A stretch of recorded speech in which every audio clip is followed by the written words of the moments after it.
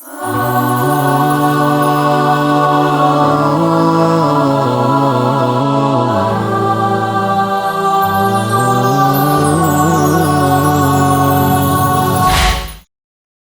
باللہ من الشیطان اللعین الرجیم بسم اللہ الرحمن الرحیم وبہ نستعین وصلی اللہ علی سیدنا محمد وآل بیتہ الطاہرین اللہم صل علی محمد وآل محمد وعجل فرجہم۔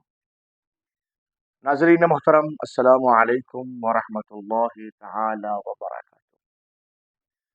خدائے منان کا لاکھ لاکھ شکر کہ اس نے ہم سب کو اپنی اس شہر عبادت اور شہر ریاضت میں، جس کی نسبت اس نے خود اپنی طرف دی ہے، اپنی اطاعت کی توفیق مرحمت فرمائی اور ہمیں اپنے کلام کو سمجھنے کے لیے ایک اور موقع عنایت فرمایا۔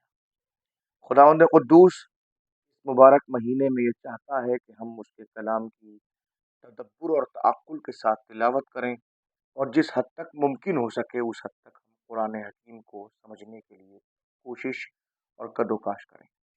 الحمدللہ ہم نے اس سلسلے میں اپنے کچھ مخلصین کے اس التجا اور دعوے کے بعد کہ کم از کم وہ سورے جن کی تلاوت روزانہ ہم نماز واجب میں کرتے ہیں ان کی مفاہیم اور میننگز کو سمجھ سکیں، تاکہ کم از کم جب ہم اس سوروں کی تلاوت کریں تو اس کے معنی اور مفاہیم کا ہمیں پتہ ہونا چاہیے اور ہمیں معلوم ہونا چاہیے کہ ہم سے پروردگار کیا چاہتا ہے۔ اس سلسلے میں آپ حضرات کی خدمت عالیہ میں سورہ مبارکہ فاتحہ سے متعلق الحمدللہ ایک طویل گفتگو ہو چکی ہے۔ اس کے بعد ہم نے سورہ مبارکہ اخلاص پہ ایک گفتگو کی اور دو گفتگو الحمدللہ سورہ مبارکہ کوثر کے اوپر ہم کر چکے ہیں۔ الحمدللہ ہم 3 سوروں کی تکمیل کر چکے ہیں۔ آج ہم اس سلسلے میں اس سورے کی تلاوت کا ثواب حاصل کرنا چاہتے ہیں، اس سے متعلق گفتگو کرنا چاہتے ہیں کہ جو کچھ اہم مواقع کے اوپر پڑھا جاتا ہے اور جس کے پڑھنے کی تاکید معصومین علیہ السلام نے نماز واجب کے علاوہ بھی کئی موقع کے اوپر کی ہے۔ انشاءاللہ اس کے متعلق بھی گفتگو ہوگی۔ فی الحال آئیے جیسا کہ ہم آپ حضرات کی خدمت عالیہ میں پہلے سورے کی تلاوت کرنے کا ثواب حاصل کرتے ہیں، تاکہ کم از کم اگر اس سورے کے اندر کچھ خامیاں اور کچھ کمیاں تلاوت کے حوالے سے موجود رہتی ہیں تو وہ خامیاں دور ہو جائیں۔ بسم اللہ الرحمن الرحیم۔ قل اعوذ برب الفلق من شر ما خلق ومن شر غاسق اذا وقب ومن شر النفاثات في العقد ومن شر حاسد اذا حسد۔ صدق اللہ العلی العظیم۔ معوذتین، دو ایسے سورے جس کی ابتدا اعوذ سے شروع، قل اعوذ برب الفلق قل اعوذ برب الناس۔ تو سورہ الفلق اور سورہ والناس کو معوذتین کہا جاتا ہے، چونکہ یہ سورے خاص طور پہ معصومین علیہ السلام کے فرامین کی روشنی میں خصوصیت کے ساتھ بعض موارد کے لیے نازل ہوئے ہیں، اور ان کی سوروں کی اہمیت اور افادیت بے تحاشا پائی جاتی ہے، بے ایمانہ کے خاص طور پہ بچوں کو، نوجوانوں کو، خواتین کو، بزرگوں کو کبھی کچھ ڈر محسوس ہو رہا ہو تو اس ڈر کی اور خوف کے خاتمے کے لیے اس سورے کی تلاوت کی جاتی ہے۔ آئیے پہلے ہم، جیسے کہ آپ کی خدمت میں ان سورے کی تلاوت کرنے کا شرف حاصل کیا، تو اب تھوڑا سا متوجہ کریں کہ عموماً خطائیں کہاں ہوتی ہیں۔ ہم قل اعوذ پڑھتے ہیں، اعوذ، اعوذ، الف کے بعد میں عین ہے، اور عین کو واو کے ساتھ ملانا، اعوذ، استعاذہ، استعاذہ یعنی پناہ مانگنا، کسی سے پناہ طلب کرنا۔ یہاں ہم اپنے پروردگار سے پناہ مانگ رہے ہیں، یعنی کچھ مشکلات، کچھ شرور، کچھ عظیم صعوبتیں ایسی ہیں کہ جن سے بچنے کے لیے ہم اپنے پروردگار کی بارگاہ میں پناہ مانگ رہے ہیں کہ میرے معبود ان مشکلات سے ہم نہیں بچ سکتے جب تک کہ تجھ جیسا میرے معبود ہمیں پناہ دینے والا نہ ہو۔ لہٰذا ہم اس منزل کے اوپر اپنے پروردگار کی بارگاہ میں پناہ طلب کر رہے ہیں، اس سے پناہ مانگت کریں۔ قل، رسول کہیے، قل اعوذ، اعوذ، الف کو عین، عین اس کا آسان طریقہ یہ ہے الف کو عین سے کرنے کا کہ تھوڑا سا اگر آپ جھٹکا دے دیں یہاں پہ تو تقریباً ادائیگی آسان ہو جاتی ہے۔ قل اعوذ برب الفلق من شر ما خلق ومن شر غاسق اذا وقب ومن شر النفاثات في العقد ومن شر حاسد اذا حسد۔ اس سورے میں تین بڑی مشکلات کا ذکر خصوصیت کے ساتھ میں کیا گیا ہے۔ اب ہم ذرا جس معنی کی طرف، وضاحت کی طرف لے کے جانا چاہتے ہیں، ظاہر ہے کہ یہ سورہ ان چہار قل میں شامل ہے جن چہار قل کی تلاوت خصوصیت کے ساتھ بزرگ اپنے بچوں کو ضرور کراتے ہیں، اور وہ گویا بچوں کو یاد کراتے ہیں یہ کہہ کے کہ یہ چہار قل آپ کو متعدد پریشانیوں اور صعوبتوں سے بچائیں گے۔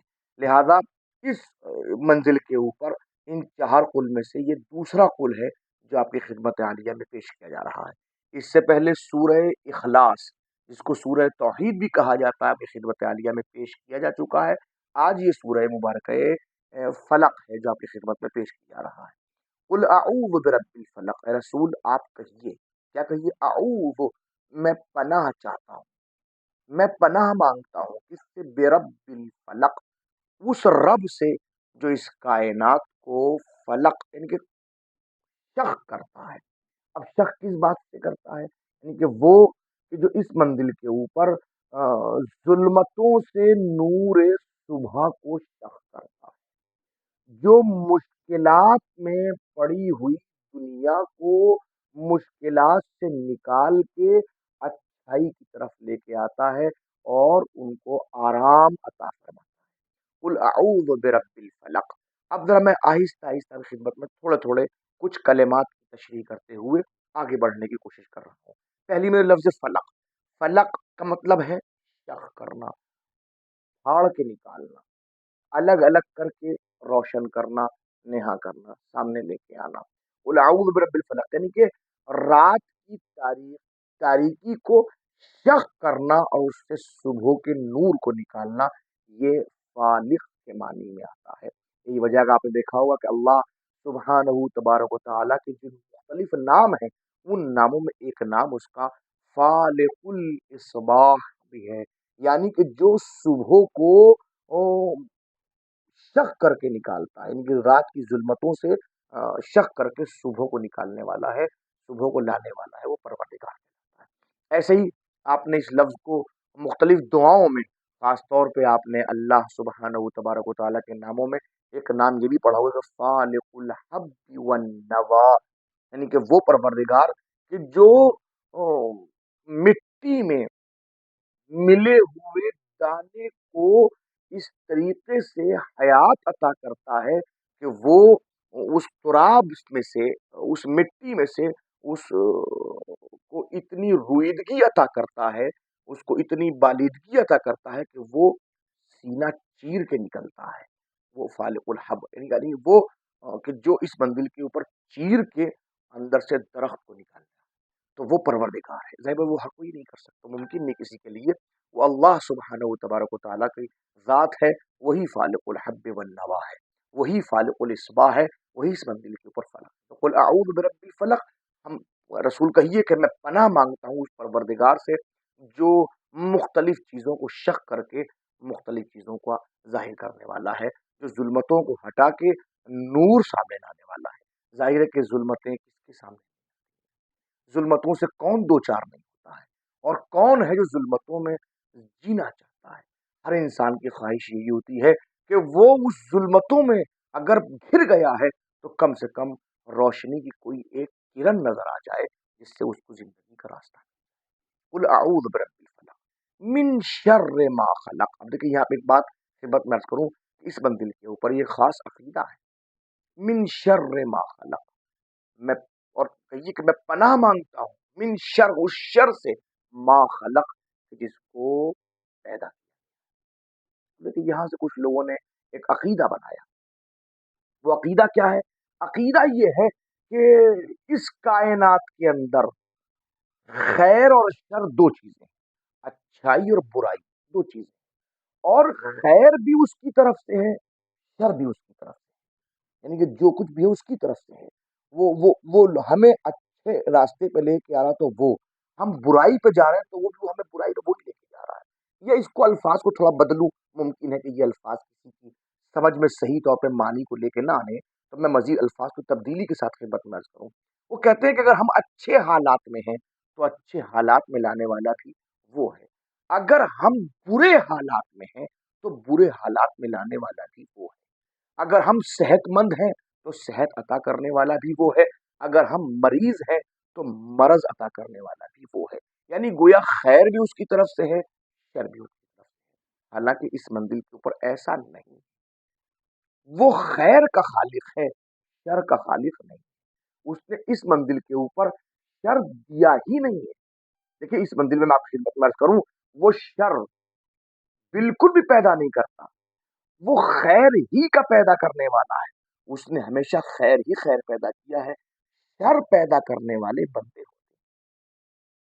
शर बंदों की तरफ से होता है, अल्लाह की तरफ से शर नहीं होता। शर के खालिक बंदे होते हैं, इनकी तरफ से होता है। वरना अगर आप इस मंजिल पर देखें तो बहुत सारे इस ऐसे मामला सामने आएंगे कि जहां आप देखेंगे कि बहुत सारी चीजें हैं कि जिनसे शर का ज़हूर होता है, शर निकलता हुआ नजर आता है और एहतमाल पाया जाता है। और अब देखिए, ऐसी बात नहीं कि शर सिर्फ और सिर्फ बुरी चीजों में होता है, नहीं नहीं नहीं, कमाल की मंजिलों में भी शर दिखाई देता है। जिन सिफात को आप सिफात कमालिया कहते हैं, कमाल की सिफतें कहते हैं, अच्छाइयों की सिफतें कहते हैं, उनके अंदर भी शर पाया जाता है। आप कहेंगे ये कैसे मुमकिन है कि सिफात कमालिया के अंदर शर मौजूद हो? ये बात समझ में नहीं आती कि शर और सिफात कमाल में, बिल्कुल, मासूमीन अलैहिमुस्सलातु वस्सलाम की गुफ्तगू और कलाम को अगर आप अपने नज़र के सामने रखें तो आपको मालूम होगा कि सिफात कमाल के अंदर शर कैसे पाया जाता है। मसलन मौलाए मुत्तक़ियान, मौला इमाम हसन, मौला इमाम हुसैन से लेकर हज़रत हुज्जत तक की जितने मासूमीन गुजरे, उनकी उनकी उनकी अहादीस को उठा के देखिए तो मिलता है कि इल्म सिफत कमाल है, एहसान सिफत कमाल है, शुजाअत सिफत कमाल है, इबादत सिफत कमाल, ये सब। लेकिन इन सब के अंदर ये और बात कि ये सब अच्छाइयाँ, सिफात कमाल है, बेहतरीन सिफतें हैं, लेकिन इनके अंदर कभी कभी शर भी मौजूद होता है। अब कैसे मौजूद होता है, मुलाहिजा फरमाएं। इनके लिए बहुत सी आफतें होती हैं। इल्म, इल्म की आफत गुरूर है। अगर इल्म के साथ गुरूर पाया जाता है तो यही इल्म है जो अब इंसान के लिए शर बन जाता है। एहसान, नेकी, बहुत अच्छी बात है, लेकिन अगर इसी नेकी को, इसी एहसान को जतला दिया जाए, किसी को मुतवज्जे करके कि मैं ना होता तो ये ना होता, मैं था तुम्हारे फला वक्त पे काम आ गया, तो यकीनन ये एहसान अच्छी चीज है, लेकिन जैसे ही इसके साथ जतलाना हुआ वैसे ही ये इसके लिए शर बन गया, ये बुरा बन गया। ऐसे ही इबादत बहुत अच्छी चीज है कि एक इंसान बारगाह खुदावंदी में सजदरेज हो, बारगाह खुदावंदी में सरे नियाज को खम करे, ये उसके लिए यकीनन बहुत बेहतर है। लेकिन यही इबादत अगर इसमें उजुब पाया जाए, दूसरों के ऊपर बरतरी का जरिया बना दिया जाए, तो बस यही इबादत बुरी है। अब इबादत ऐसी लायक तारीफ नहीं है, गौर फरमा रहे हैं। ऐसे ही शुजाअत बहुत अच्छी, बहुत बेहतर है, खैर ही खैर है, लेकिन अगर उसी के अंदर जुल्म और तहव्वुर पाया जाए तो यही जुल्म और तहव्वुर उसके लिए एक आफत है और वो उसको बुरा बना दिया करती है। तो अल्लाह अच्छाइयों का खालिक है, उसने इस मंजिल के ऊपर अच्छाइयाँ ही अच्छाइयाँ पैदा की हैं। लेकिन इस मंजिल के ऊपर मेरे अजीजों, अगर कहीं बुराई पैदा हो रही है, अगर कहीं बुराई सामने आ रही है, तो बुराइयों का खालिक कोई और नहीं, من شر ما خلق، خلق کا فاعل انسان ہے، اللہ نے، وہ پیدا کرنے والا برائیوں کا نہیں ہے، اس نے تو اچھائیوں کو پیدا کیا تھا۔ لیکن کیا کریں، اس منزل کے اوپر بہت سے لوگوں نے اس منزل کے اوپر ان اچھائیوں کو برائیوں میں تبدیل۔ اب بس آگے بڑھیے، من شر ما خلق کے بعد اور ومن شر غاسق، غاسق، غسق کے معنی ہوتے ہیں ظلمت کا ایک ہجوم، جہاں چہار طرف ظلمت ہی ظلمت ہو، جہاں ظلمت شدت کے ساتھ پائی جاتی ہو، جہاں ظلمت جو ہے وہ ایسی ہو کہ جو انسان کو بالکل آگے بڑھنے سے روک۔ دیکھیے ابتدا جو ہوتی ہے رات کی، وہ ایسی منزلوں پہ ہوتی ہے کہ جہاں لوگوں کو دکھائی دیتا ہے، لیکن جیسے جیسے وہ آگے بڑھتی چلی جاتی ہے ویسے ویسے ظلمتیں بڑھنے لگتی ہیں، اور جب ظلمتیں بڑھنے لگے اور آنکھ دیکھنے سے قاصر ہو جائے، اسی ابتدا کو غسق کہا جاتا ہے، کہ جہاں باقاعدہ کے ساتھ میں۔ اب غسق کے معنی کیا ہے؟ اس منزل کے اوپر ہر وہ موجود کہ جس موجود کے اندر ظلمت پائی جائے، اور جو ظلمت معنوی اور روحانی اور جسمانی اعتبار سے انسان کو آگے بڑھنے سے روک دے۔ وَمِن شَرِّ غَاسِقٍ إِذَا وَقَبَ، اس ظلمت سے کہ جو انسان کو آگے بڑھنے سے روک دے، پروردگار اس ظلمت سے بھی میں پناہ مانگتا ہوں۔ ظاہر ہے کہ یہ ظلمت رات کو ہوتی ہے، اور رات کا مسئلہ جو ہوتا ہے تو اس وقت خاص طور پہ جتنے اشرار ہوتے ہیں، جتنے برے لوگ ہوتے ہیں، جو ظلم کرنے والے ہوتے ہیں، جتنے لوگوں پہ ہجوم کرنے والے ہوتے ہیں، چور ڈکیتی کرنے والے افراد، ان کو رات پسند، ان کو رات اچھی لگتی ہے، وہ تلاش کرتے ہیں کہ ہمیں رات کی تاریکی پھیل جائے تاکہ ہمیں چوری کرنے میں آسانی ہو، تاکہ ہمیں ڈاکہ ڈالنے میں آسانی ہو، اس لیے کہ دن کا اجالا ہوگا، نور ہوگا تو پہچان لیا جائے گا کہ یہ برا کام کرنے والا کون ہے۔ لیکن اگر رات کی تاریکی ہوگی تو شکل پہچانی نہیں جائے گی، قد پہچانا نہیں جائے گا، شخصیت کی پہچان نہ ہونے پائے گی کہ کون تھا جو یہ کام کرنے والا تھا۔ لہذا ہر برے انسان کو ظلمت پسند ہوتی ہے، ہر ظلم کرنے والے کو ظلمت پسند ہوتی ہے، ہر غلط کام کرنے والے کو نور سے دشمنی ہوتی ہے، ظلمت سے محبت ہوتی ہے۔ قرآن اس منزل کے اوپر وَمِن شَرِّ غَاسِقٍ إِذَا وَقَبَ، آپ دیکھیے ملاحظہ فرمائیے گا، اللہ سے اسی لیے پناہ مانگا جا رہا ہے وہ تمام شر سے کہ جو خاص طور پہ رات کے وقت، اس وقت پناہ مانگا جا رہا ہے۔ لہذا اس منزل کے اوپر ہمیں اللہ کی بارگاہ میں سوال کرنا چاہیے، میرے معبود ہمیں بچا اس مراحل سے کہ جس مرحلے کے اندر انسان ایک دوسرے کی صفات حسنہ پر ڈاکہ ڈال رہا ہو اور ہمیں پتہ نہ چل پا رہا۔ میرے معبود ہمیں محفوظ رکھ، ہم تیری بارگاہ میں استعاذہ چاہتے ہیں، ہم تیری بارگاہ میں پناہ چاہتے ہیں، لیکن تو ہے اس منزل کے اوپر۔ اب دیکھیں خاص طور پہ اس منزل پر دیکھیں گے تو محسوس ہوگا کہ خاص طور پہ ایسی جگہیں کہ جہاں انسان چاہتا ہے کہ یہاں اچھائی ہو، جہاں چاہتا ہے کہ یہاں برائی کا تصور نہ ہو، حالانکہ میں نے جیسے کہ میں نے آپ کی خدمت میں عرض کیا کہ وہ پیدا کرنے والا اچھائی کا پیدا کرنے والا ہے، اس نے اچھائی ہی کو پیدا کیا ہے، وہ اچھائی ہی کا خالق ہے، اس نے خیر ہی کو پیدا کیا ہے۔ الذی احسن کل شیء خلقہ، وہ ہے کہ جس چیز کو پیدا کرتا ہے اچھا پیدا وہ اب جب خیر ہے تو پھر شر کیسے بن گیا؟ تو یاد رکھیے خیر کو خیر کے راستے سے ہٹا دیا جائے یہی شر بن جاتا ہے، صحیح راستے سے ہٹایا گیا وہی شر بن گیا۔ لہذا اس منزل کے اوپر اب میں آسان مثال دے سکتا ہوں اس منزل پہ کہ مثلا لوہا خیر ہے، لیکن اگر اسی لوہے کو آپ چھری بنا دیں تو ممکن ہے کہ اس چھری کا استعمال یا اس خنجر کا استعمال یا اس تلوار کا استعمال آپ کسی کی جان لینے میں کر سکتے ہیں۔ تو وہی حدید، وہی لوہا جو باعث خیر تھا، شر بنا۔ تو شر بنانے والا کون ہے؟ وہ اللہ یا آپ؟ وہ جس کو پیدا کرتا ہے اچھا پیدا کرتا ہے۔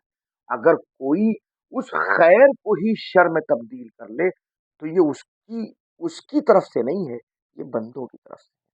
شر ما خلق، ما خلق کا مطلب من قبل المخلوقات، یعنی کہ ہر وہ شر جو مخلوقات کی طرف سے ہوتا ہے، جس کو مخلوق پیدا کر رہی ہے، خالق کی طرف سے نہیں ہوتا ہے۔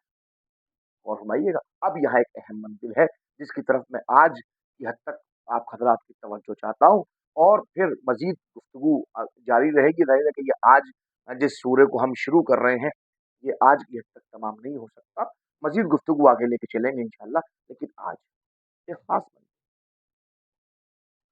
قل اعوذ برب، اکثر مزاج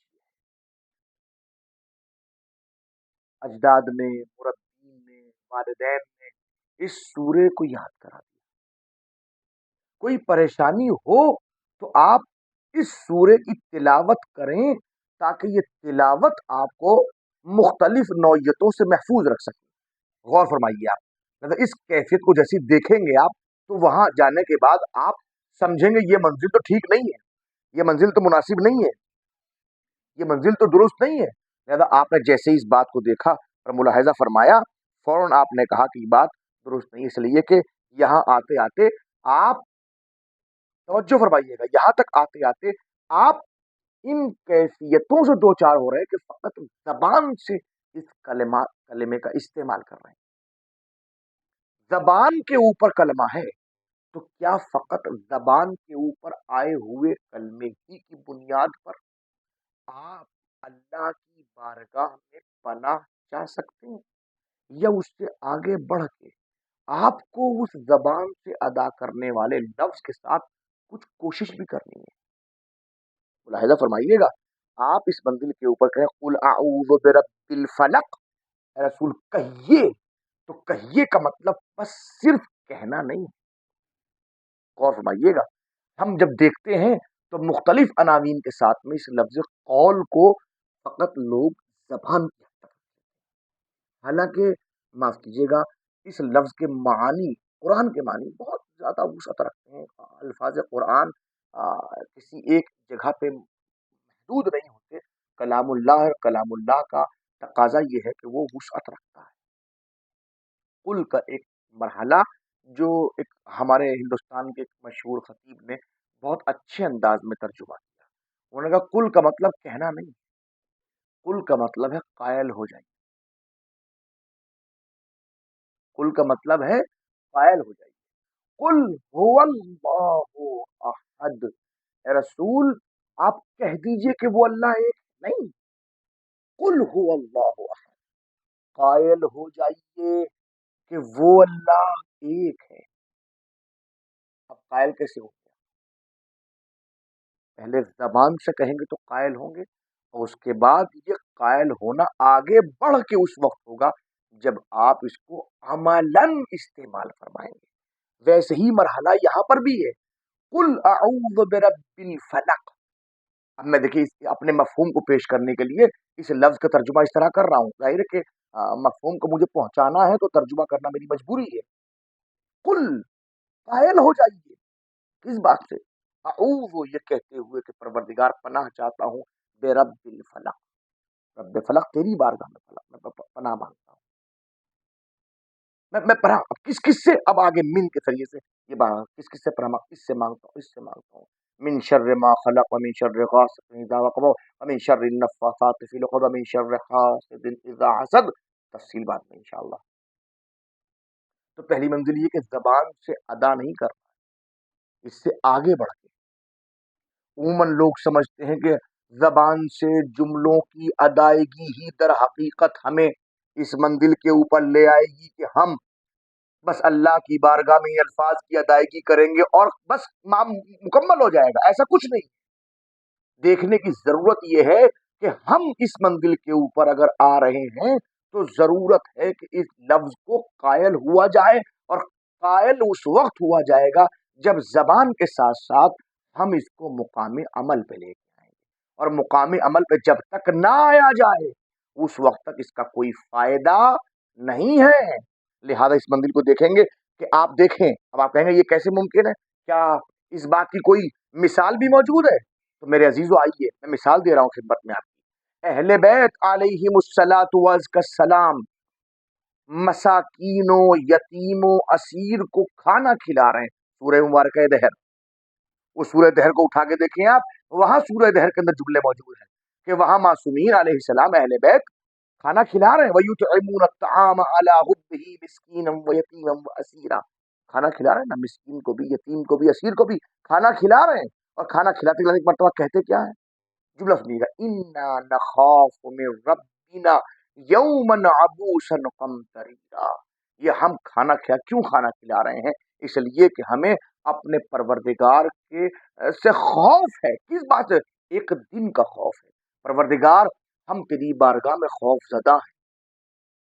حالانکہ معصومین علیہ السلام اس منزل پر ہیں کہ ان کو خوف کی ضرورت نہیں ہے، لیکن چونکہ وہ دن اتنی اہمیت کا حامل ہے، اس حیثیت کا حامل ہے کہ یہاں پر معصومین علیہ السلام مسلسل اللہ کی بارگاہ میں ان جملوں کی ادائیگی کے ساتھ یہ بات کہہ ہی نہیں رہے ہیں، بلکہ اس منزل کے اوپر عملی کیفیت یہ ہے کہ پروردگار ہم کھانا کھلا رہے ہیں، مگر کھانا اس لیے کہ ہم تیری بارگاہ میں خوف زدہ ہیں.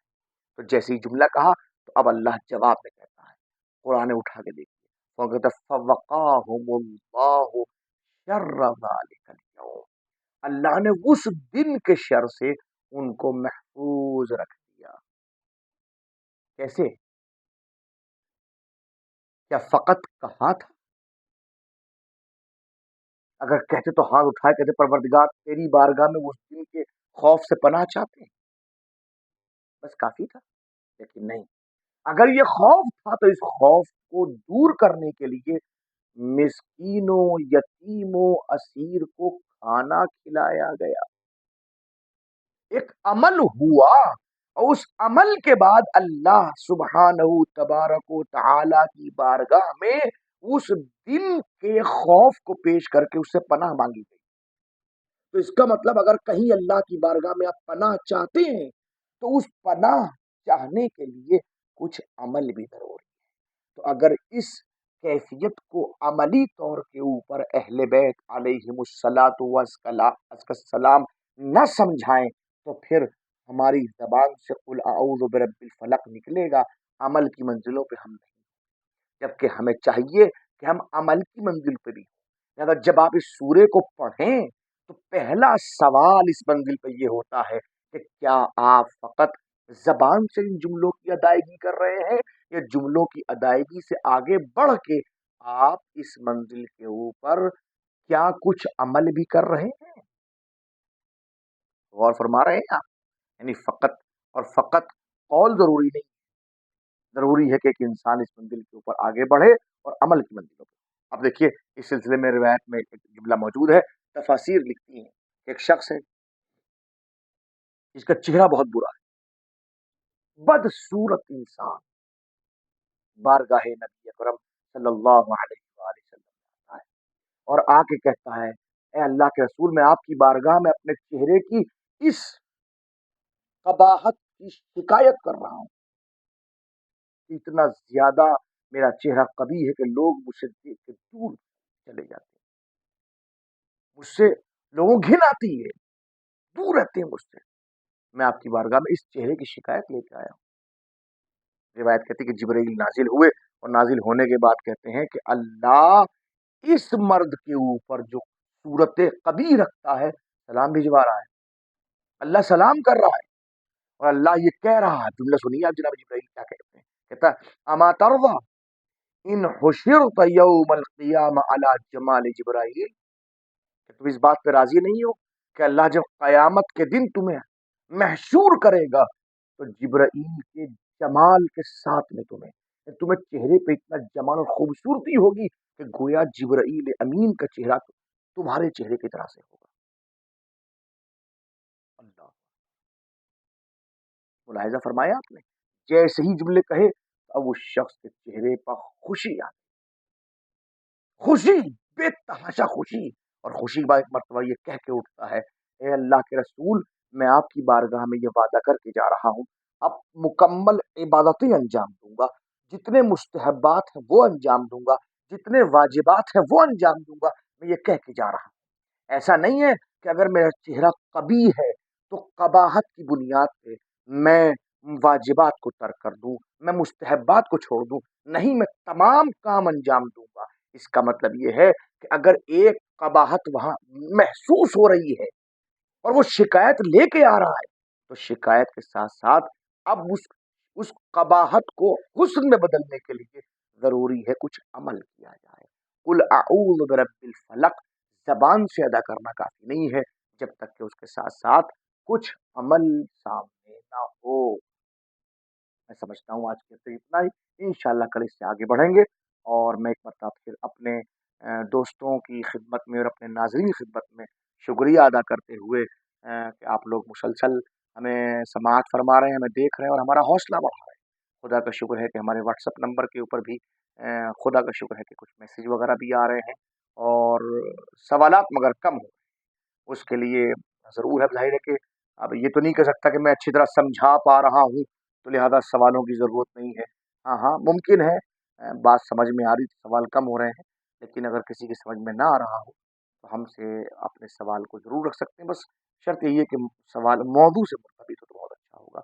जो लोग हमारे चैनल को सब्सक्राइब कर चुके हैं, हम उनके शुक्रगुज़ार हैं। अलबत्ता ये इस्तदुआ करते हैं कि आप अपने दोस्तों और अहबाब और अपने अहले खाना से इस सिलसिले में कहिए कि वो भी इस चैनल को सब्सक्राइब करें, ताकि मुसलसल मफ़ाहीम कुरान और मुख्तलिफ इस्लामी तबलीगात उन तक पहुँचती रहें। वस्सलामु अलैकुम वरहमतुल्लाहि वबरकातुहू।